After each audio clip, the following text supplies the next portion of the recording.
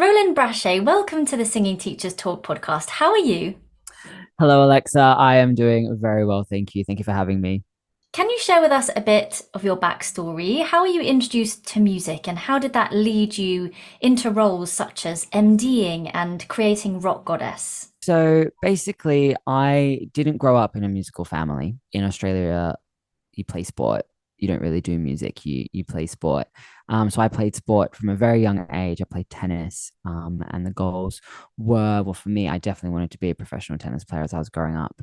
And I played a lot, and my sister played a lot. And that didn't really work out. My family had a keyboard in the house, and I would just play the keyboard with some books that my mum had. But my mum doesn't play the keyboard, and my dad doesn't play an instrument either. So I actually don't know why we had a keyboard in the house, but we did. And my older sister, she actually played a bit as well. I think mainly from school and all that kind of stuff we played through there. Where I was from, you didn't think about being a musician. You didn't think about, oh, I'm going to become a professional musician. That wasn't, I wouldn't have even known what a musical director was. Or anything like that. I did some like Amadram stuff as a kid, like youth theater stuff, because my parents put us in so much stuff, sports and other stuff as well. And then I guess basically as I got into high school, I played saxophone and I did music classes, and my music teacher was always very like, oh, you should do something with music. And I didn't really, I mean, again, at that stage, you're just like, I don't like what is there, you don't really know at that point. I played for like my high school productions and all that kind of stuff, but it wasn't actually until when I got my first job playing for a ballet school. The director of that ballet school was directing a show that I did, an amateur show, and I literally, they had a piano in the hall obviously where we were rehearsing, and I probably would have played on that piano for about 5 minutes. And it wasn't during that time, but it was probably a couple of months after that I get a call from someone saying, hey, do you want to play? We heard you playing piano in that hall, the director. Do you want to play for this ballet school? And I was like, oh, okay, sure. And so basically what happened is I went and played for this ballet school that was near me. It was like a 1 day like gig. The first job I ever got paid for, and I worked with a drummer on that show as that one gig as well. And from there, that drummer knew quite a lot of people. And then it was only a few weeks later that I got another job with someone else, and sort of got into, playing for musicals and doing musical theater. And then obviously as a rehearsal pianist, you learn from a musical director and you see what the musical director does. And then you kind of just gradually work your way. Again, even at that point, I wasn't thinking, oh, I'm going to be a musical director, or I'm going to, do that. Because again, at that stage in Australia, it wasn't really, a big thing. But I kind of got more into it, and then I made the decision eventually, after playing for quite some time with lots of different shows, cabarets, all this other stuff. Once I started getting myself around in the business, that I wanted to leave and come live in London, because I ultimately wanted to write musicals, because I always like composing music and writing music. And so yeah, that's basically kind of how I ended up here. And then basically since I've been here, I've been rehearsal pianist, audition pianist, MD, arranger, lots of different stuff. And then of course now I've just recently created Rock Goddess, and I work on other shows that I want to kind of create as well. So that's kind of it, really. I think that's sort of my backstory in a nutshell. And you're the creator of the app Warble. Firstly, what is that and who is it for? Okay, so Warble is an app for anyone that loves to sing, anyone that struggles to find songs to sing, anyone in the performing arts industry that needs rep. Basically, I created the app because I was working in a college and worked in quite a few drama colleges in London. I have been for like the last 8 years, but I was working in one for quite a full, on sort of more like a full-time basis. And the most common question that I would get is, what song should I sing? I don't know what songs that suit my voice, especially from, the school that I was at was more of like a dance college. So we had some really great singers in there, but, there was, mainly focused on dance. So you're getting a lot of people who hadn't really explored their voice before and what it can do, what its capabilities are, its limitations, and all that kind of thing. I thought to myself, I was like, why isn't there like an app where you can just go put your vocal range in, and a whole bunch of songs just appear within your vocal range? And that's kind of where the idea came from. And that's sort of how it got started. So basically then what I started doing was just getting a library together, which I have in just an Excel spreadsheet of just all these songs, putting in their vocal ranges and just getting some sort of catalog together, even just for my own self as a singing teacher, so that I had Mm. something to refer to. And then the whole process of building an app, which I'm sure we'll get to in a bit, sort of came from that. And that's how it sort of thing. But the app is really for anyone, especially musical. Like when I initially created it, it was for performing arts students because that's where I was when I got all these questions sort of given to me. And I know the difficulties that performing arts students go through, with finding time to fit everything in. They're having to do rehearsals for stuff. They're having to write dissertations. They're having to, go and do all these different things. They just don't have the time to spend hours on YouTube or Spotify trying to find some 1950s legit song by some American composer, that that that is a character up that all these different things that rep teachers will give their students for the next week or to come in and prepare. There's just not enough time, and then they eventually just find something that somebody else is going to sing and bring that in, not really had the time to kind of prepare it the in the most optimal way. So I guess that's where the idea for the app really came from, and sort of at that point, that's where I really geared it towards. But however, even now, speaking to a lot of my professional industry friends, I work in a lot of creative companies that work with amateurs, that just people who have regular jobs and they just want to create an outlet, and even they find a use for it. So it's actually quite a useful tool for anyone. Actually, one of my friends uses it for karaoke. She finds some songs in the app because it favorites them, and then when she goes to karaoke, she doesn't need to look through the book or anything. She'll go in, use the songs that she's got in her favorite stuff. So I think stuff like that is really interesting. I think people always will find a suitable use for it. And there are over 6,000 songs to choose from currently. And you've mentioned that you were putting it together, you were cataloging everything. How long has it taken you to do that? Well, I'm still doing it. So I started the library in 2000 and probably, I mean, I actually don't know. I could probably check, but 2017, I reckon, is probably a good guess. 2016. So yeah, and at the time I wasn't really like, it didn't have any goals in mind. I was just like, I'm just going to go through, add like a few songs every now and again. Oh, this, and then obviously once I really set my mind to creating the app, that's when I started to go a little bit, faster and putting all the songs in. So yeah, and I even add more songs in now. So obviously there's always being new music being released, whether it's pop music, musical theater, all types of music, rock music, anything. They're all still being released now, so there's still always material for me to keep putting into the catalog. And then I also keep finding new stuff, like even older stuff, because I know that's sort of difficult to find. So stuff from like, even the late 1800s. I think my earliest, one of the earliest songs is from the late 1800s, going through the 1910s and all that kind of stuff. So I've even started to find more older songs as well. Other than the app, what would you advise singing teachers to do when they're finding repertoire for their students or just trying to broaden their repertoire understanding as well? Yeah, well, it's difficult, isn't it? Because I mean, every voice is different, So that was one of the problems that I always had is somebody would ask me what song should I sing, and okay, I've been around a long time, so I know a lot of songs. They're all in my head somewhere.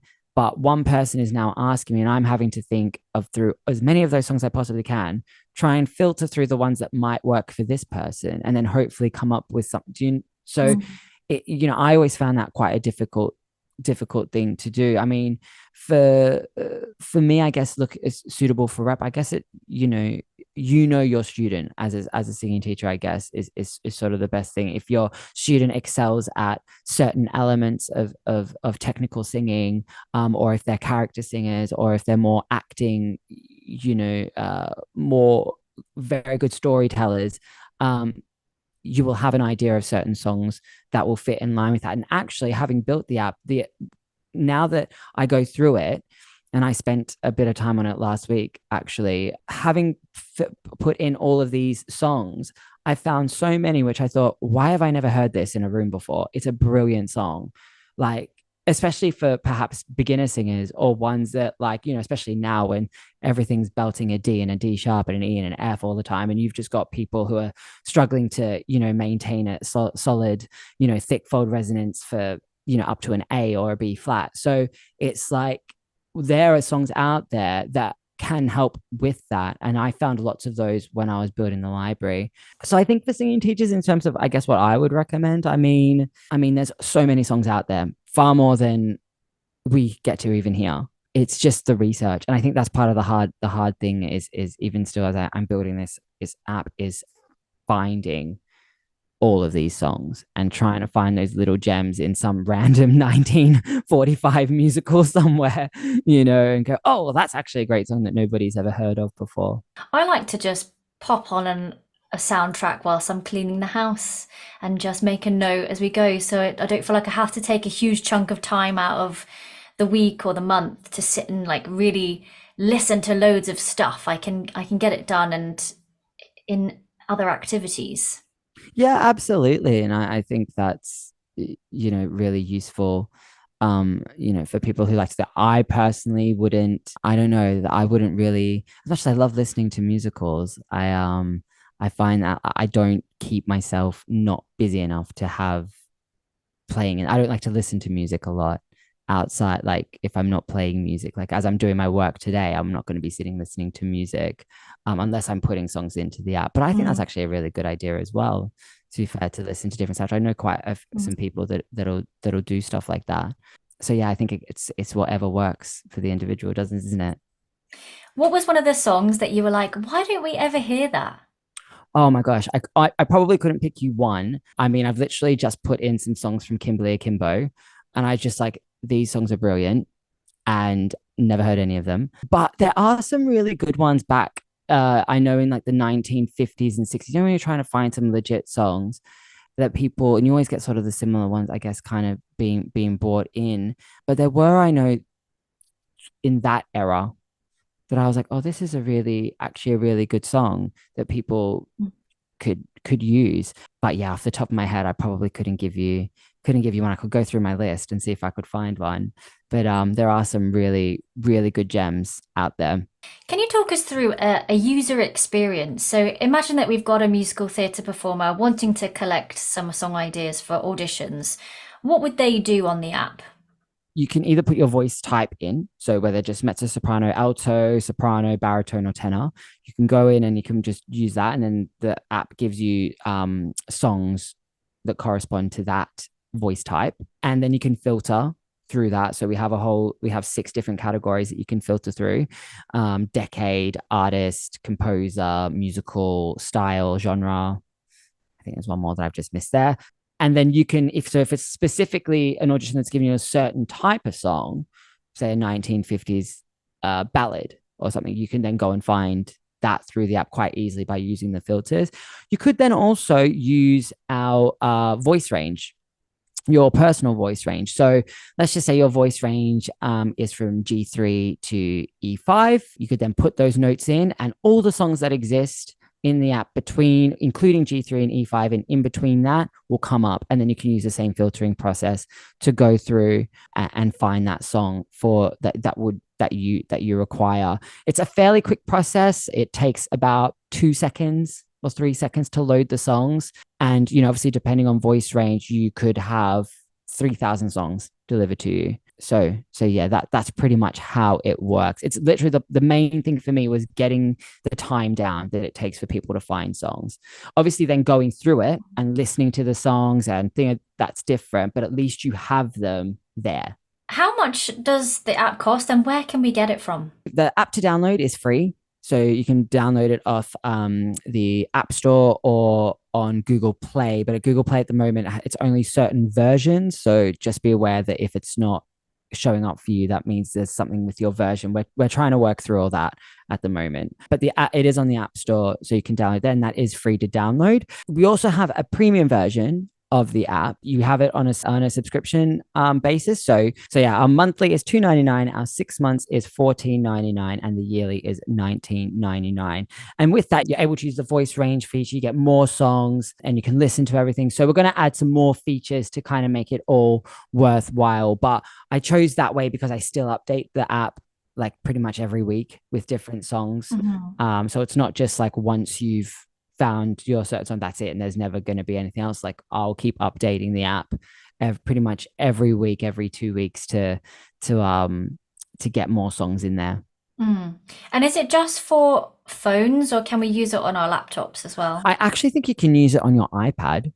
I Okay. believe. I don't know. I've never actually tried to use it on the computer, but I believe with apps you can use them on your computer and your iPad and iPhone, I believe. Hmm. And for Android users or like people who still have a 36010 playing Snake, their favorite.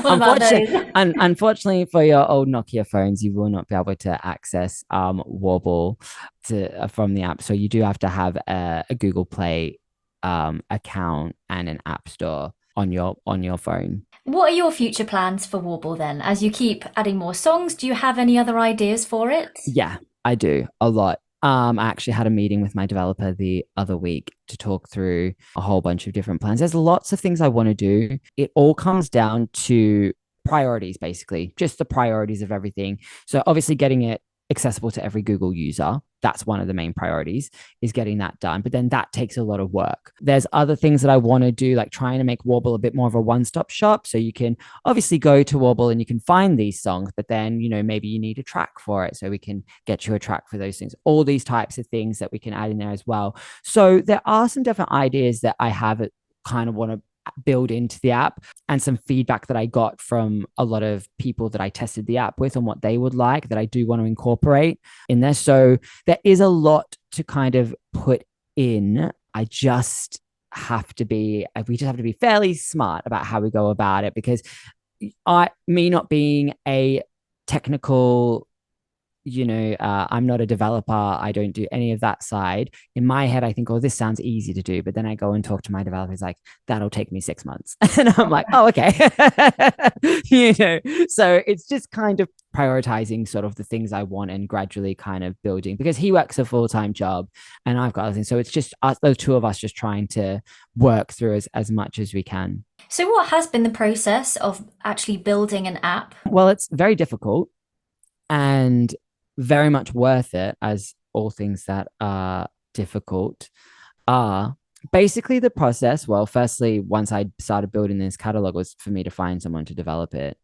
And when I eventually found that person, and that took a while too, it was then basically just sort of explaining what the app does, how I wanted it to work. And the app in itself, being it's acting like a bit of a catalog and a library of songs, is fairly easy to set up. But obviously, there's still the design of the app. What's the app going to look like? What's the color scheme? All of these sort of little things. What are the font? I mean, we spent a whole day just deciding on what fonts we want we're going to have for the app, going through literally different fonts, different color schemes. What colors are we going to have? What, symbols and logos, and where are we going to attach this, and how are the songs going to appear in the list? Like all of this sort of things that in my head, I'm like, oh yeah, well, that seems like we can just do it like this. But then when you go to apply that, it's no, that's going to be an issue because of A, B, and C. This is going to be an issue. Then we have to find solutions around that. So then after that, and once you've sort of got yourself like a test version, so when I had the test version, I'd go through it and have a bit of a play with it. Then after that, you have to submit it to the Apple Store for review, and the Google Store and Google Play. So then the Apple Store can either accept your app or they can reject it, or they can give you sort of a reason as to why they're not accepting or what needs to work. So the first few times we were actually rejected. Mm. And it was interesting because I was like, I'm not really, I can't actually remember what the reasons were. But basically, my developer was saying that a lot of the times when you're getting rejected, it's mainly I think because it's a bunch of independent, like freelance people that do the kind of like applications thing, and they look through the apps. So basically we had to submit it a couple of times before it did get accepted. So sometimes I think it was more a bit of like trial and error who you're going to get that's going to accept it. We did fix a few things to go through because they do sort of say just fix this or tweak this, and then you put it back in, and then they eventually accept it. But even then, once it's been accepted the first time, if you have to keep updating the app, which you do, you then have to resubmit, and you have to go through the whole process again. And they can then again still say, okay, no, we don't want the app on the app store, or yes, this is fine. So yeah, it is quite, so even once you've got it on there and you've started a customer base, and you've got reviews and you've got all this kind of stuff happening, it's still not guaranteed that you'll be able to keep it up there as you keep going, which is it's something that I'm learning about as I'm doing this. So yeah, the process is long, it's difficult, but as I said, it is worth it. Roland, you've worked as an MD for many productions in your career. What does the job actually entail? That is a really good question, because I had the same conversation with a friend of mine a few weeks ago on what an MD does. You can ask every MD and they might come up with a different answer. Some people might just say, oh, it's just to teach the music and conduct the band.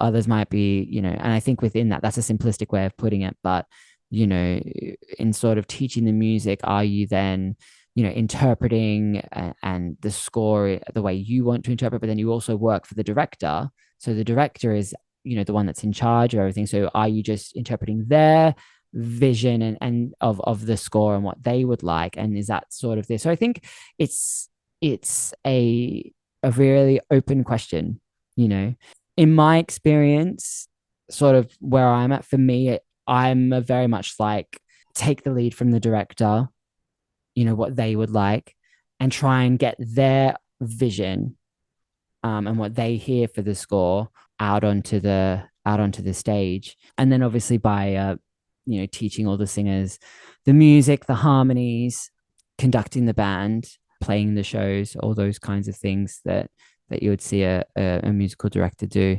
But I think there's a lot of discussion to have around what a musical director actually does and what their role is. But from my experience so far, the director is ultimately the person that is in charge, and that you kind of get across their vision for the score. I think that's probably what I could just to keep myself in Mm. work. So any directors out there, I will listen to you, I promise. And in your experience, like how much free reign is a performer likely to have over that vocal score? Yeah, it's again, everything's kind of different, isn't it? Every show you go into will always be a little bit different. If the director says they can do whatever they like, then you probably sit there and go, okay, well, let's talk through how we can make this work for you, and what we can do with that. I think you want to give an artist free reign, so that they feel comfortable in their method of storytelling, and their vocal ability and their ability to interpret this score. But then also you need to make sure there's consistency throughout the score, and that there is structure, as well. I guess it also depends on the genre that you're looking at and the type of musical. I think if you're doing a Sondheim musical, you'd be looking at a certain type of music direction, as opposed to if you were perhaps doing Six. There would be two different types. You wouldn't sort of say to your person Mm. playing the witch in Into the Woods, yeah, you can riff the whole way through Last Midnight. That's totally fine. I mean, that's just sort of not the style of of of of those particular shows. But perhaps in somewhere like Six, which has more pop vibes, more rock vibes, maybe they would allow for more of that, for more of that free reign. I think I'm very much interested in just the storytelling and the realism behind it. I'd ask someone if they wanted to do something in a score. I'd be like, okay, well, how does that best, better the narrative, or how does that help and assist in the storytelling, if that's a vocal choice you'd like to make? If you're gonna, belt this top note for whatever, like how is that, what's the impetus behind that? And I'd ask those kinds of questions. You joined Book Music and Lyrics as a composer, and BML is a programme of workshops which nurture new musical theatre and new musical theatre writers. I've also been part of the programme, but as a librettist, and one of the core values there is collaboration between librettist, composer, and lyricist. At what stage in the process, for you as the composer, does the physical voice instrument and its mechanical ability come into consideration? Because you'll probably hear singers silently screaming, "Please don't make me belt an E anymore." Absolutely. And I think, having learned more about the voice and the anatomy and how it functions, that definitely is now more of something that I would think about. Back then, probably not a thought. And I would say for most, well, I'd probably say for all composers, not a thought as well, because it's that's the tricky thing because composers aren't singing teachers. They're not, oftentimes they're not even singers. Most of the times they're not even singers.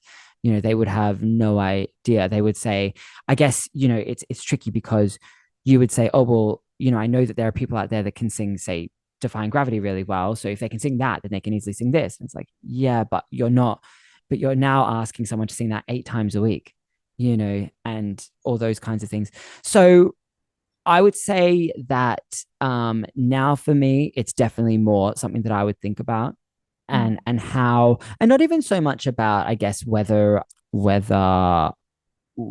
whether from a technical point of view, whether I would be causing harm to a singer by writing the way I would write, but more on how can I use textures of the voice to assist my writing and what I'm trying to achieve in the storytelling as a composer, not just via the instrumental music, but by the actual vocal melody as well. And I would say that I think it is really important for composers to have some idea of how the voice works, especially if it's the opposite gender to you as well, so that then you can obviously at the moment there are most composers are still male and they're still writing for female voices. If you don't have an understanding, then perhaps it can, be a bit, I'm not saying maybe it'd be tricky, but I think it would be beneficial Mm.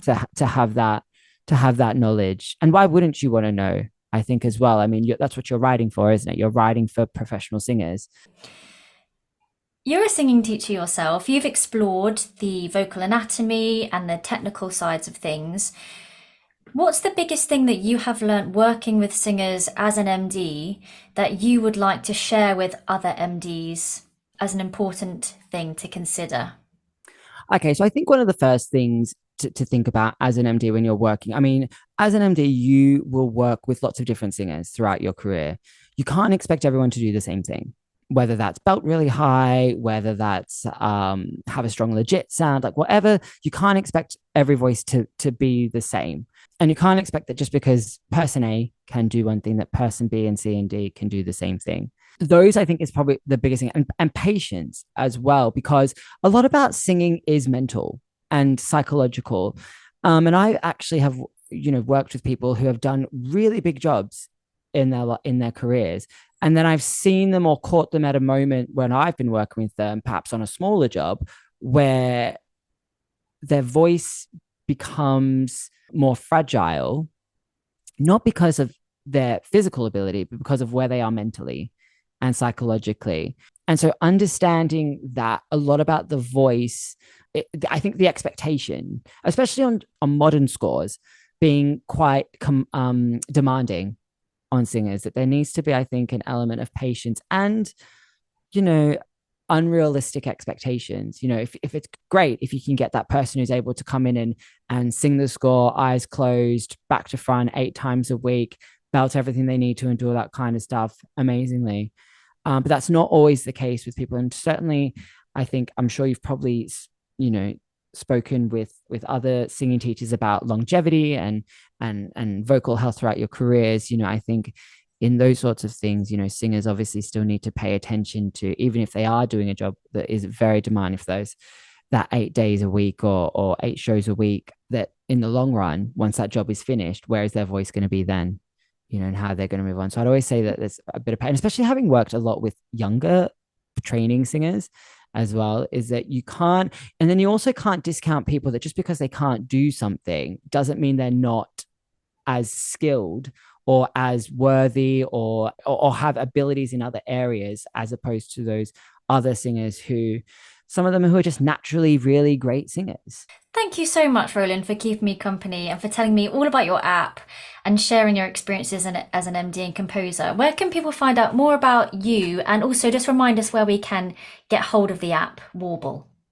Okay, so you can get hold of the app Warble on the App Store and Google Play. You can also follow us on Instagram and Twitter and on Facebook with Warble_app. That's where you can find my app. And if you are interested in following me, you can follow me at Rollyb, ROWLYB. Amazing. Rowland Braché, thank you so much. Thank you so much, Alexa. Have a good day.